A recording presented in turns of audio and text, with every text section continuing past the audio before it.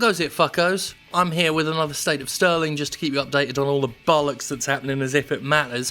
Where do we start? What do we talk about? E3, I guess. E3 is over now. It's Friday as I talk about this, as I talk now, this morning, Friday morning. And yeah, it was an E3. Games happened, announcements were there. There were some good ones, there were some not so good ones. We'll have our winners and losers of E3 on Monday. We did that last year, and that was a lot of fun to do, so I thought I'd do that every year. Because the Monday after E3 is always tough, because everyone wants to talk about the new games, but there's a lot to talk about, and the Jimquisition is not an hour-long show. I'm not a YouTube atheist, so, you know, I try and keep it as tight as possible, even though some of them do sprawl to 20 minutes and probably don't need to be that long. But like last year, we won't be making a comprehensive video. There are E3 live streams if you want to see my reactions there. We put 2 of them up on YouTube, but we're having some problems with the rendering of one of them. I mean, the whole thing was a problem, but Justin McDaniel really did pull out all the stops to make sure the streams were at least working, even if sometimes they were lagging thanks to Comcast. Thank you very much, Comcast. Well, they're finally putting fibre in my area soon, and I tell you something for fucking nothing. It ain't Comcast that's doing it, so you can jog on, Comcast. Nevertheless, live streaming was very fun. I forgot how much fun it was because it's also quite stressful to do live streaming stuff, especially if you're like me and you're old and weird and you don't understand Twitch and you don't understand live streaming, even if you enjoy it, but the technology just confuses you, even though it's really simple, because you're old and you're weird, and in general, you hate technology, which is weird considering the business you're in. I imagine that's a universal problem, isn't it? That's why I hired Justin, because he can actually do the all the prep, all of that stuff, all the tech side, and play producer while I'm streaming, so I don't have to worry about, you know, making sure the audio works or making sure the internet's on. That can be someone else's sort of job while I concentrate on basically playing Dynasty Warriors and talking live, which is what we're going to look into doing more of. So, more live streams, hopefully very soon, over on Twitch. That's twitch.tv, of course, /Jimquisition. Not just Jimquisition, so Twitch TV, Jimquisition. And you'll find me over there sometimes, and, you know, I'll try and keep people abreast of the situation. Maybe try and do it a regular day, who knows. But I'm very interested in building up the Twitch platform.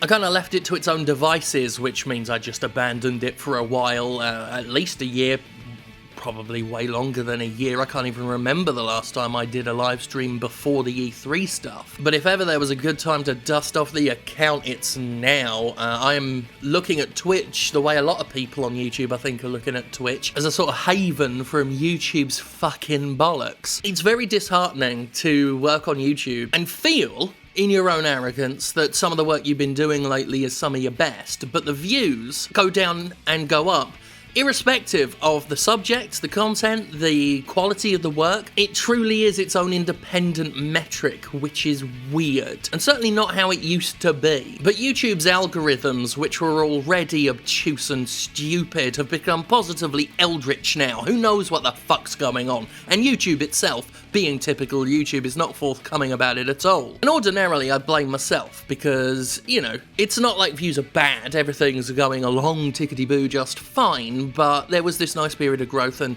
I thought it had sort of reached its peak, and that was just that. Just carry on, you know, being a D-lister, which is fine. That's kind of what I've built my whole thing around now. So long as the Jimquisition ain't losing money, it's always going to be a success. But then it's not about the money, it's about the, well, I think I've got nice ideas and I'd like more people to see them, and I do think the audience is potentially bigger, but I don't think I'm going to reach it on YouTube anymore. But conversing with others, it seems like this is a universal problem unless you're already super successful, because YouTube only pushes the super successful, so anything that isn't super successful doesn't really have a fucking chance of being super successful, does it? YouTube is no longer a place where you can really reliably build any new stars. They're just sort of focusing on the ones they already have, which is great for now, maybe not so great in future.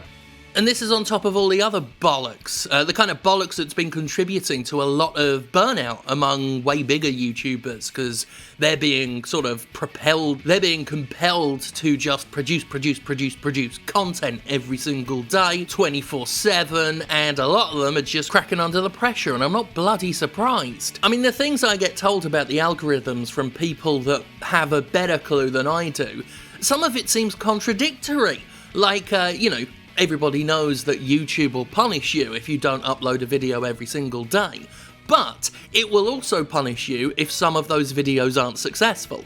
So what you're intended to do is have no filter to throw everything up, but still be selective enough to only put up stuff you could reasonably predict is really popular. Because, at least according to the last time the algorithms were known in any small capacity by anyone I knew, YouTube would look at your least successful video and then think, oh, all these videos are trash, and then push them down.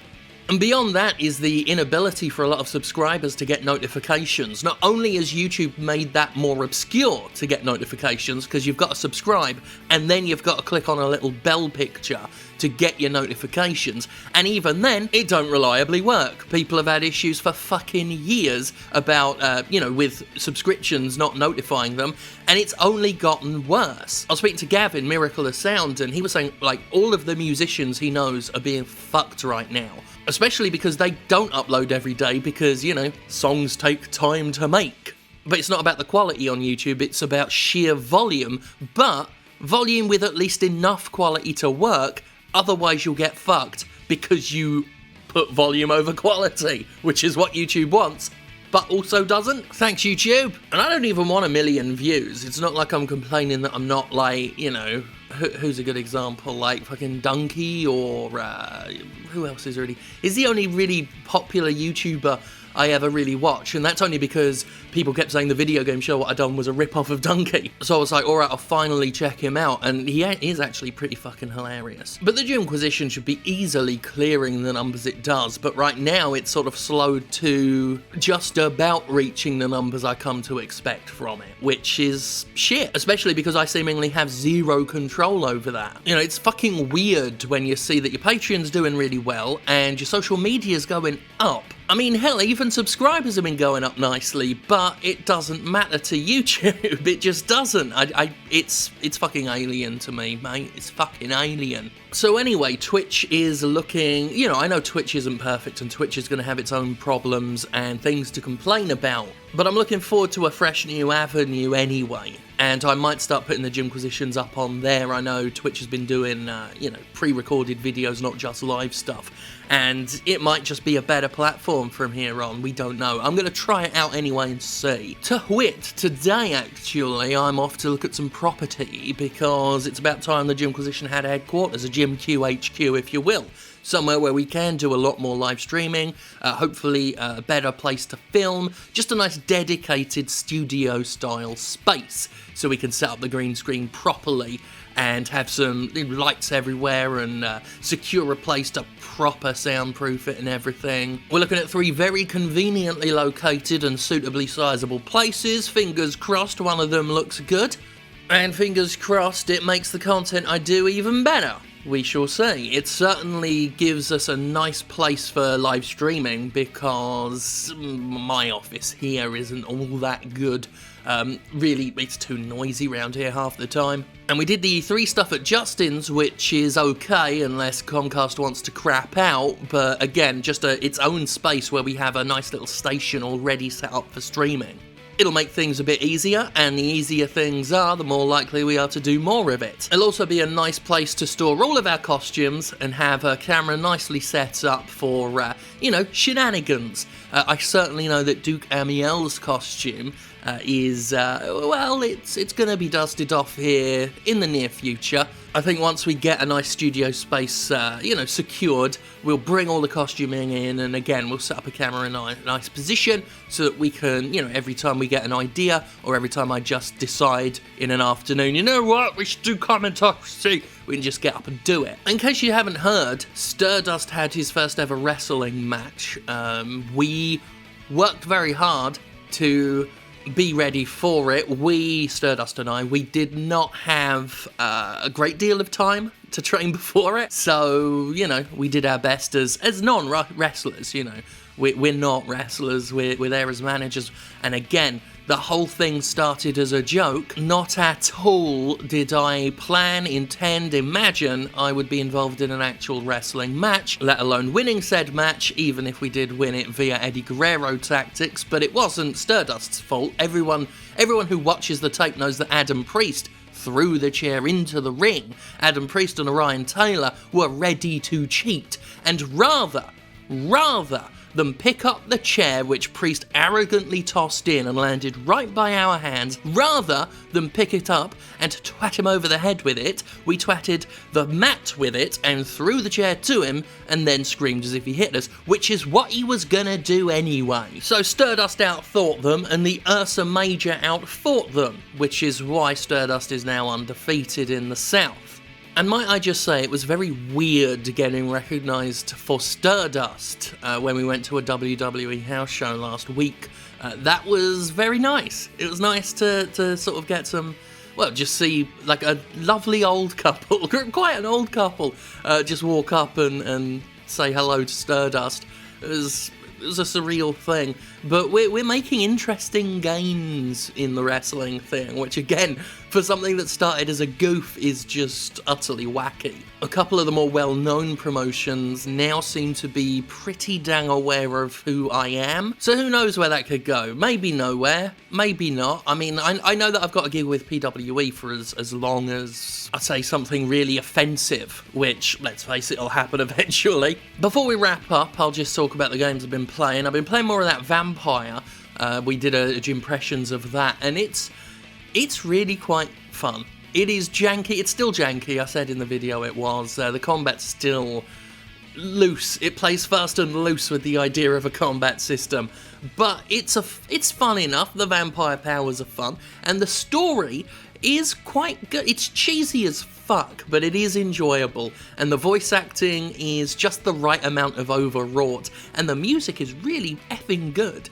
So I'm gonna keep that in mind for maybe another impressions, but at the very least, it's up there. It's a weird thing in that it's not a good game, but it might be one of the best games I've played this year. Speaking of very good games though, Hollow Knight finally came to Switch, and I was holding out for that version because it looked exactly like the kind of game I'd enjoy on Switch, and I wanted to start my progress there. Bloody love it, really good. Fingers crossed get a video of that up in the near future. I've been playing more Hyrule Warriors. I intended to do impressions of Hyrule Warriors. It's not all that easy to say in a sentence fluidly. Hyrule Warriors Switch. I may still do impressions of that, but I am looking into live streaming a bit of that. I don't know what Nintendo's view is of live streaming that, but because Tecmo Co is involved, typically Nintendo, at least in past experience, hasn't claimed Hyrule Warriors footage or, you know, thrown up a fucking strop about it. So that should be alright, shouldn't it? Should be fine. Oh, and Fortnite Switch. Yeah, I barely played it before now, which is, you know, well, I can play it on Switch no problem because I had no cause to unlink a PS4 account, Sony. And I'm glad I played it there. For me, sometimes a Nintendo console is the best place to play online games, ironically, because not a lot of people have microphones, so you don't have to deal with people's bullshit. Only very rarely will it happen, like last night. Obviously, there was someone who was playing Sonic Boom down their fucking microphone, so you're trying to play and you're just hearing Sonic the Bloody Hedgehog. Or even more delightful was the kid last night, clearly a child, trying to boss the other three of us around in the squad, and then shrieked like a bird of prey descending on a mouse when he got shot. He ran headfirst into trouble, got himself fucking nuked, and the rest of us actually went on to have a very successful run, not talking. Because you can actually communicate, because it's not that hard to non-verbally communicate in games like this, actually. So long as you're aware of what the others are doing, it's not that difficult. And again, not a lot of people are talking on Switch. You might see maybe 1 in 10, if that, Not to mention, it's on the Switch, so everybody's a bit shit because of the controls, which gives me a fighting chance. Our team got, we actually got into the little circle. There was only 6 players left by the time we got killed, and I've never been that successful ever. I tell you though, I do think the industry rush to Battle Royales is like every industry gold rush, and the successes are already in place, and the rest are just going to be runners up. But I do like that Battle Royales became the next big thing, because I actually play these. I don't play MOBAs, I never bothered with World of Warcraft. All of the big hits, I was never really into, the big mainstream ones, the ones where, you know, Drake will talk about them. But this one, I actually kind of get it. I kind of know what Battlegrounds is, I know what Fortnite is, and I can play them okay, not great, obviously. I mean, it's fucking me, what, are you expecting professional play? I don't even think I'd live stream myself playing Fortnite because, you know, even though that's where the money is, I think I'd just frustrate people. Plus Simon Miller already got in first with the whole I can't play Fortnite, so I'm gonna play Fortnite videos. Big congratulations to Simon Miller, by the way, another person who went from games media to pro wrestling. He's over in Defiant, working on a feud at the moment, and he's doing fantastic. Very proud of him.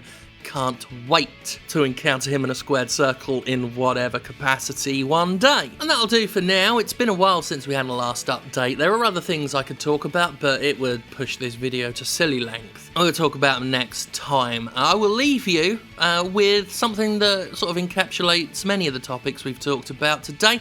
I will give you a quote from Slow Beef, from Retsuprey, who said, it's not an exact quote, but he said, it's funny that a viable option to get away from YouTube's bullshit is, fuck you, I'm gonna go become a pro wrestler. Which, if you know anything about indie wrestling, it should say a lot that that looks like a more stable career move than doing stuff on YouTube right now.